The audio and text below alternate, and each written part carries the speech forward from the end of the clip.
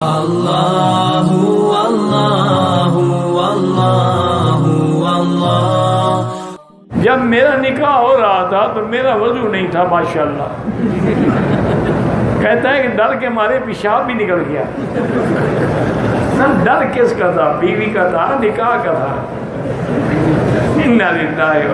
نکاح ہو جاتا ہے، کیا وضو تھا یا نہیں تھا؟ حجاب قبول بھی کیا تھا یا پیشاب نکل گیا، حجاب قبول ہی نہیں ہوا، پھر تو نکاح نہیں ہوگا۔ اچھا آدمی ہے، سیدھی بات تو بتاتا، کون بتاتا؟ گواہ کے وقت نکاح، گواہ رشتے سے کوئی ہو یا رشتے داروں کوئی ہو، تو کیا چکر پڑ گئی، اسی طرح نکاح نہیں ہوتا۔ تم زیادہ وہم میں پڑے ہوئے ہو نا، جو مسلمان مل گئے ٹھیک ہے۔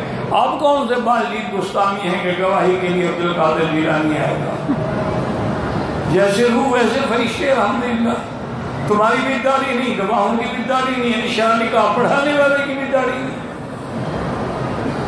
ساری جنس ایک ہے۔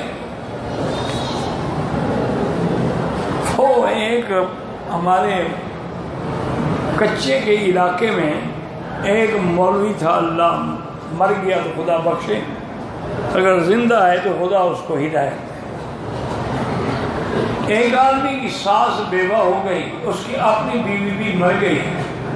اس نے کہا کہ ساس سے نکاح ہو سکتا ہے؟ ہاں ہو سکتا ہے۔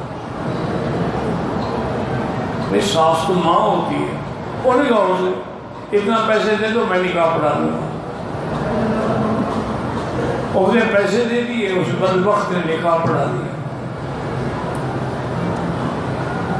اب علماء کو پتہ لگا تو وہ وہاں گئے، انہیں پکڑا کہ مولوی صاحب تیرا دماغ خراب ہو گیا ہے۔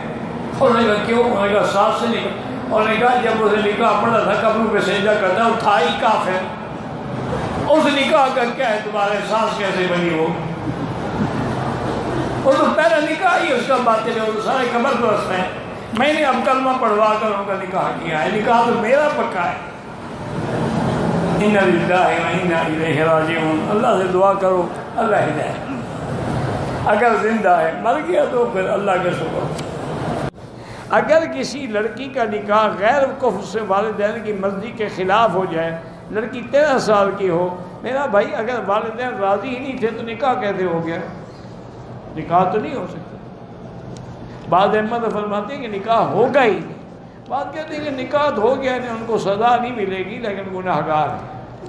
تو بہرحال ایک تو اس نے والدین کی مرضی کے خلاف نکاح کیا بھی غیر کفر میں، تو بہت بہتر یہی ہوتا ہے کہ ایسے رشتے قائم نہیں رہیں گے۔